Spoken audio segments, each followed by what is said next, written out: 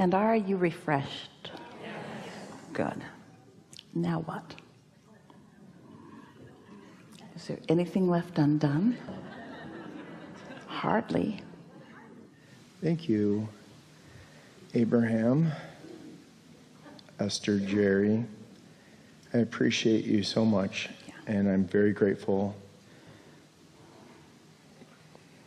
for the entire universe and being a part of this creative experience, being on the leading edge,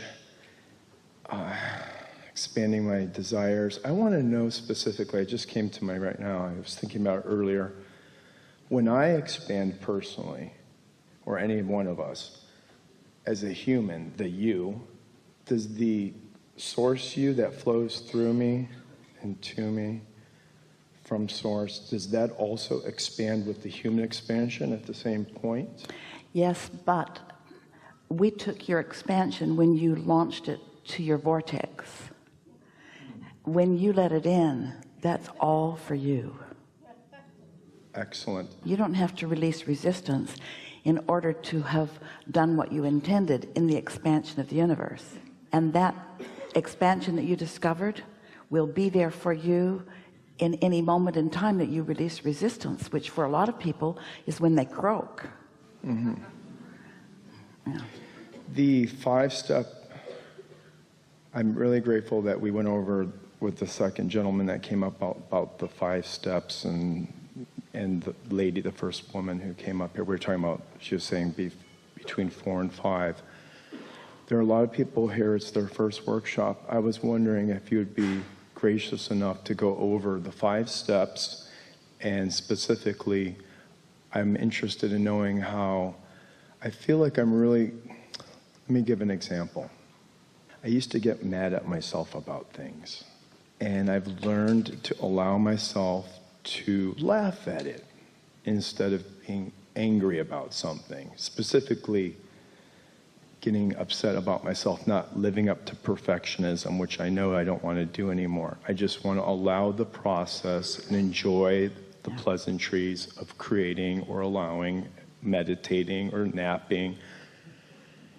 And with the 5th step, falling back and recognizing the contrasts and enjoying the contrasts and seeing those, and then the momentum of them being answered. And then can we go over the 5 steps, just because there are so many people here I think would really benefit from understanding why it's important.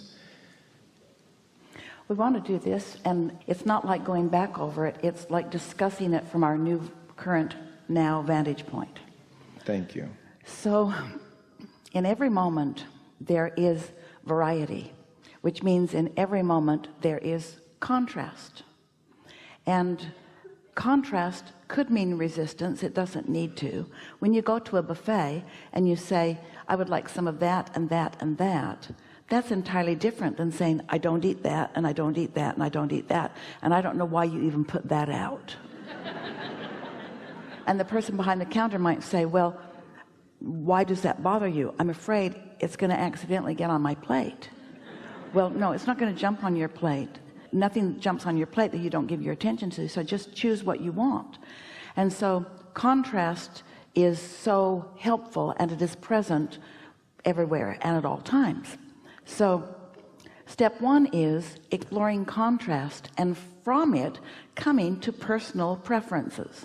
Now sometimes that preference is as simple as, I prefer this, and it's often from past experience. It might just look good. It doesn't matter. I'm choosing this. But you get more and more sophisticated as you move through life experience of knowing what you do prefer.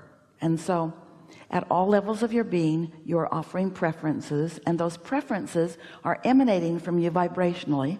We call it like a rocket of desire, and are being received by your inner being. Your inner being is aware of your sifting process and is standing by ready to receive your conclusions about your sifting. So you're fulfilling your intention of being out on the leading edge, maybe exposing yourself to the potential of resistance. Your inner being exposes itself to no potential of resistance. Your inner being waits for you to choose and then lines up with what you've chosen.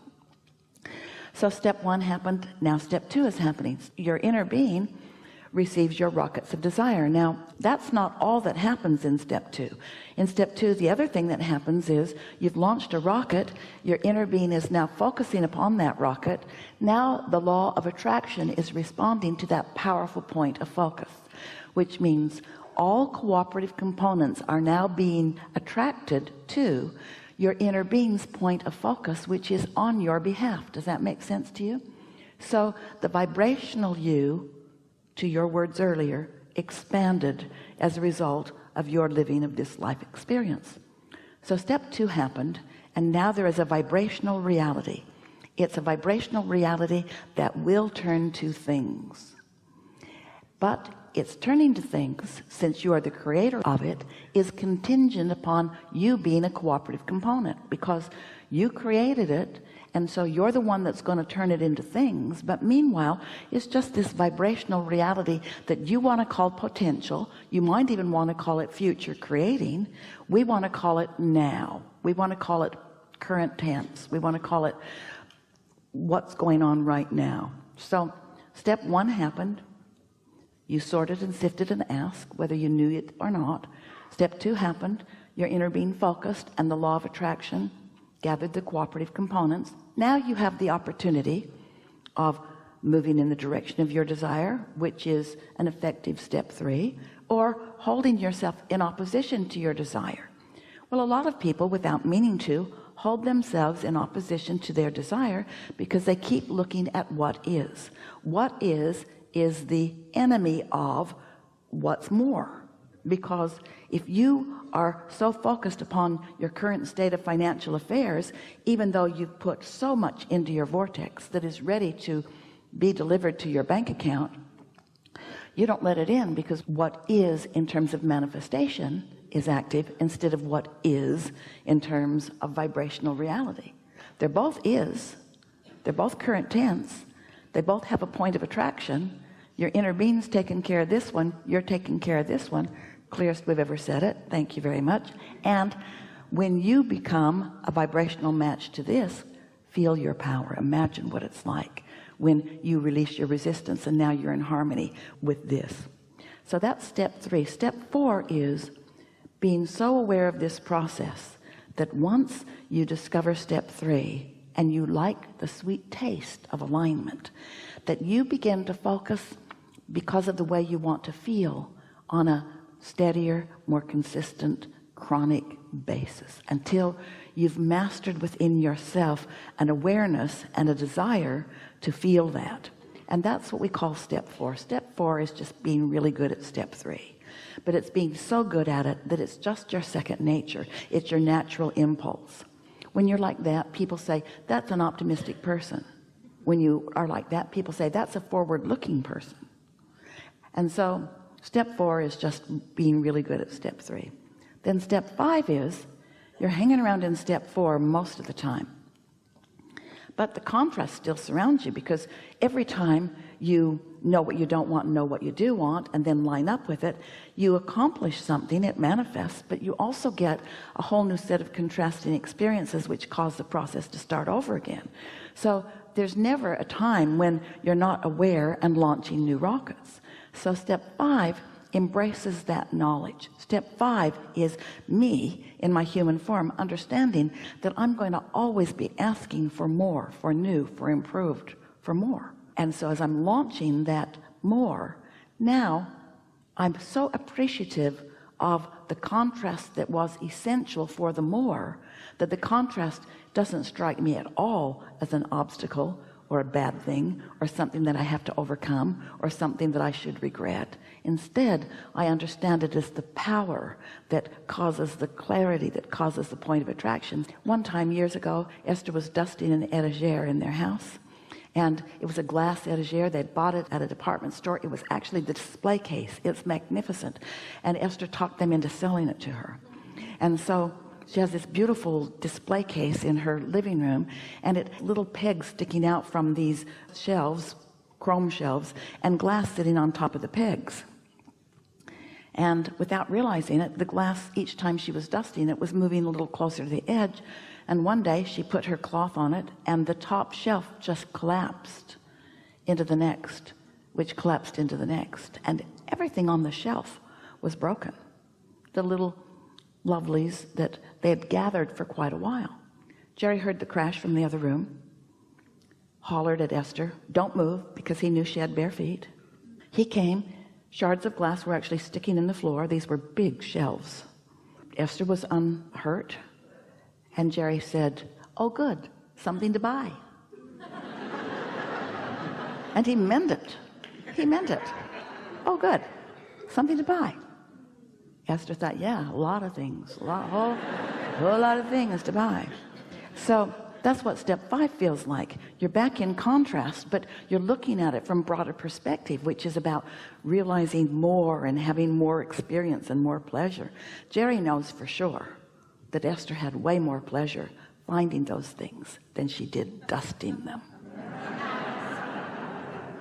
And so that's step 5. Step 5 is you're new in every moment, which means your contrast is different in this moment than it's ever been before, which means your contrast has the potential of promoting or creating something that is new unto the universe and new unto you. Oh, the potential of that newness, that's what step 5 is. Standing in readiness to realize the impulse that allows this vibration to evolve.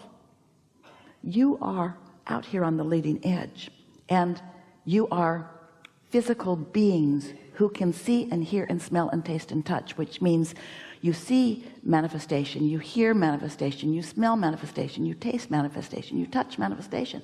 So you have physical senses for the purpose of savoring your creation. You don't create through those physical senses. They are meant to be the savoring tools to savor your environment, you see.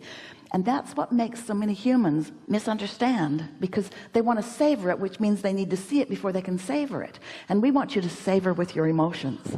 We want you to savor the feeling rather than what you're seeing. We want you to savor in anticipation of the meal you're going to eat, not just with the taste buds when it's actually moving across your tongue, you see. And so here you are, always in a new moment in time, with all kinds of levels of attraction happening to you. Step 1, step 2, step 3, step 4, step 5, all important to the whole, and each step something to be savoring. Helpful? Yes, very helpful. Did you hear the new pieces? Because you've been hearing 1, 2, 3, 4, 5 for a while. Right. That's correct. And I feel like Want to know what step 6 is? Yes, ma'am. That's when you're dead. Bring it on. There is no dead, but step 6 is that place of non-resisted thought. And in step 6 there is still contrast, but it is not discernible from your human perspective. That's how refined the contrast is, but it's still delicious. And step 6 includes non-physical, that's all of us, awareness of you all. It is a savoring beyond physical description. It's what you would call love if you ever really felt it. It's what I feel like right now in the hot seat. Yeah. Thank you so much. Really good. Really good.